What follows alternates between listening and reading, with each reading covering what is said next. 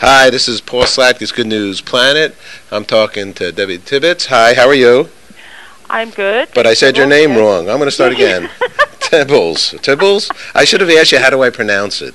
Actually, it is Tibbles, but that's okay. Tibbets is very English as well, but I do get that quite often. You're fine. Tibbles, yes. We're going to go with the Tibbles. Yes. All righty. Let's see. This is a very honorable woman already. She's kind with her name. And what does Tibbles mean? Is there a meaning to that word? No, I don't know. I think somebody may have called their cat Tibbles sometime, because that happened to me once when I went to get my dog registered, and they actually thought it was my cat. No, it's me. That's my name. I like this, Deb. Are you in the foggy London town? Where are you? Well, I'm right now. I'm sitting in the back porch, looking out at the beautiful forest, the Hiawatha Forest of the Upper Peninsula in Michigan, which is where I now reside. Boy, I was close. It's just as chilly. It's just as chilly. So is that? I should have recognized your Michigan accent, and I apologize. I had a tough night last night, obviously. And where are you from originally? I'm from London originally. I actually grew up on the southeast coast of England in Kent. Yet I lived in central London for 20 years, and I relocated to this fabulous country 12 years ago, and decided to stay. So there's going to be a marriage soon in England. Oh, I know. You know, it's so funny. People ask me all the time, like I know the royal family. And I say, yeah, sure, they're doing great. You know, had a chat with the Queen the other day, and she was most accommodating, you know. Well, how is she? Is she feeling fine? She's wonderful. Actually, you know, it's not far from the truth. My brother is a Grenadier Guard, and actually does know the royal family. Yeah. Oh, marvelous. Now, you're actually motivated. I've been motivated. That's why I'm so bubbly this morning by you already. And you've written a book, and it's called All Aboard: How Ollie Tibbles became a train. Yes. Are all aboard. Now, I am a train-aholic. Okay. Oh, you are? Oh, I sure am. And my dad put my Lionel train in our shoe store window every holiday season, and people from all around would come and say, wow, wow, wow, wow, wow.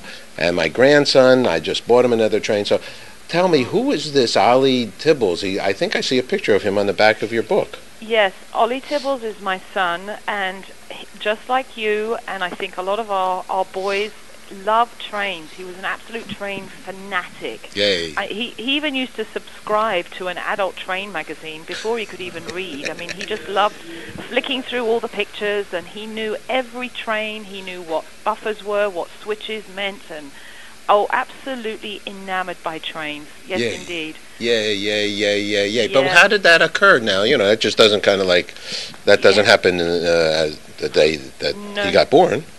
No, well, you know, or maybe it's the one day of after? those. It's a magical journey in so many ways. If you had said to me, you know, 10 years ago that I would be moving to Chicago and living there, and then suddenly finding that my son would have a train named after him, Engine 401. It's a Metro passenger train, which Ollie loved the Metro passenger trains because they resemble the double-decker buses in England. And so I would never have thought that would have imagined, you know, that I could have imagined that would ever happen, and yet it did. And it happened when those series of events, you know, those kind of aha moments, those magical moments in the universe that I think often we really don't pay attention to unless something happens in your life, which was certainly the case for myself, where my life was changed drastically when Ollie was diagnosed with an incurable brain tumor. He was 5 at the time, and underwent 2 years of high-dose radiation and chemotherapy, and fought like the beautiful soldier that he was. Yet sadly he lost his life, and I had a moment that was truly profound, where I was laying in bed one night unable to sleep, and I heard a voice in my head, and at first I thought, this is nuts, what the heck is going on, you know? And well, the voice was in my head, the voice wasn't talking, the voice was singing, and it was my son, and he was singing about being an engine. And if you have a grandson, or if you have boys that you know, the Thomas the Tank Engine series, there's a song, and it's the theme song from Thomas the Tank Engine, and you have to excuse my voice here, but it goes something like this. Oh yes, it's great to be an engine as you speed along, puff, puff, puffing along all day. So my son is singing. I love it. I love it. Yeah. Yay. And I'm thinking, I mean, I really didn't know what the heck was going on, and I thought this is nuts. And well, then I find myself talking to my son and listening to him and just loving this beautiful moment of having him with me. And then he says to me, Mummy, I love you always and forever, which was something he always used to say to me. And he said, and you have to tell them. And I said, tell them what? And then he said, you know. Well, of course, I didn't know what the heck he meant, yet he carried on singing, and then he repeated the message. Well, I cannot tell you even, to this day, how or why I did what I did next, which was I got out of bed, and I went downstairs, and I went to the computer, and I typed the words all aboard. And what followed from there was a very cathartic process for myself, because I stood back from the 2 years of seeing my son suffer and ultimately lose him. I stood back, and I went back into that time, and I saw so much more, Paul. I saw everything. When you have absolutely nothing and your soul has been ripped from you and it's laid bare on the floor, when you have nothing, you suddenly see everything. You see everything, and you're acutely aware of things going on. And I'm like, did I not see this before? So things started happening. I started writing and sharing the journal with people as I wrote it. I started sending it off to people. I don't even know why I did that. Yet I had this feeling that it was really important and that it was a very good thing. So I started doing this, and during this time, I was almost to the end of this journal, where I got a phone call from the Make-A-Wish Foundation, who Ollie had, during his life, during his illness, he had a wish granted, and you'll love this. He got to be a train driver for a day, complete with uniform and everything. Metra made him a uniform. Wow. He was 6 years old at the time, and it was just magical. And so he got his wish to be a train driver, and it was just phenomenal. And I got goose pimples. Did you take any video of that? Do you have any video recording, or do you have some still pictures? Do you have some stuff you share with me, and I'm going to put that on? If you have a lot of still pictures of any, I think still, or if you have video, send me whatever you have. I will. I want to put that on. This is really, really, and during this time, the holiday season, which is sort of an opportunity for so many, and all the, religions or non-religions, whatever it is, get the opportunity to maybe a new year, a new slate, almost like a new beginning, right? Yes, absolutely. Well, this story it turned out to be, because as I shared this story, and then I had this phone call from the Make-A-Wish Foundation, who asked me, because I had been sharing this story with lots of different people, and it reached I sent it to the major events coordinator at the foundation, who was involved with Oliver's wish to be this train driver for a day. And she read the story, and she called me, and she said, Debbie, this was so touching, and I would love for you to be our guest speaker at the Make-A-Wish Grand Ball, which is this huge event in Chicago on the charity scene. And I'm like, are you kidding? Oh my God, I've never spoken publicly. You must be mad. Of course it was such an honor, and yet I was very nervous about public speaking, and not something I'd ever done. And so I told her that I would consider it, and thank you. And well, a few days later, she called me, and she said, Debbie, she said, I think you are going to be speaking at this ball. I have some news that's going to just going to make you you'll be amazed. And I said, okay, what's going on? And I could feel this energy down the phone. And she said, well, I've just had notification of where the ball is being held this year. It's at Union Station in Chicago. Oh, jeez. And I'm like, oh my God. And geez. so, the hair, even now as I share this. I have mean, goose every pimples time. too. Yeah, happens every time. Jeez. And so, and then she said, well, no, there's something else. And she said, and I think this will seal it. And I said, oh my gosh, what now? And she said, well, I've got the invitation to I've got the template for the invitation that's going to go out to all the patrons. Mm-hmm. And it says on the front, all aboard. No, oh, gee. For the Make-A-Wish Grand Ball. And I'm God. like, oh my God. So I look up, and I swear that Ollie was giggling, and I'm like, okay, you win. I guess I'm going to be going. And so we have all these arrangements made, and as I say, this story was continuing to spread to other people, and I was receiving messages from people who were telling me that this was changing their lives. It was giving them this amazing hope and courage to go forward with their own struggles that they were facing. And so we go to the ball. It's a big affair, and I'm nervous and I'm sweaty and all of those good things that happen when you have to stand up and speak publicly, Mm-hmm. And I remember walking up to the podium and kind of saying to Ollie, okay, baby, come with me now. I want to do you proud. And I had this speech prepared, which had been, had been cast over by the eyes of the board and everything. You make sure everything was okay. And well, I tell you, Paul, when I stood up and I started talking, I didn't even look at the speech. I just spoke, and it was wonderful. You are the speech. Well, you are. We all have a story, Yes, that's we it. We really do. We all have a story. Sure. And at the end, the chairman, who's now retired, Jeffrey Ladd, stood up. He's the chairman of Metro Railways, and he stood up and made a very gracious speech and thanked me and my family. And then he said, well, Debbie, we have another surprise for you this evening. It came to our attention of Ollie's true wish to be a train. I remember when my son was 4 years old, I asked him, like all parents do, I said to him, what do you want to be when you grow up, Ollie? And he said, I'm going to be a train. And, of course, I thought he'd got that all wrong and everything. And I said, you mean you're going to be a train driver? And he looked at me like I had two heads. And he said, no, I'm going to be a train. He said, and I will be someday. And so here I am at the ball 4 years later.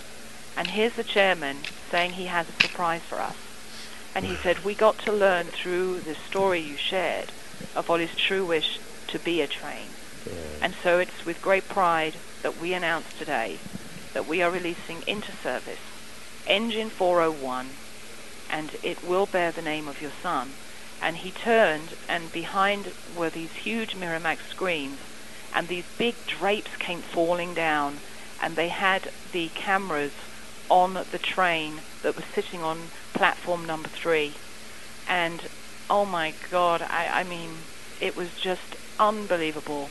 And the audience were just, there was a standing ovation, and people were crying and cheering. It was unbelievable. And since that day, I've had many people, in fact, I had an email recently from a lady, and she said that she was sitting in traffic and was annoyed because she was trying to get to work, and she had problems with her son who was in jail at the time, hadn't spoken to him in 6 months, and the family was all rift, it was this big rift with the family.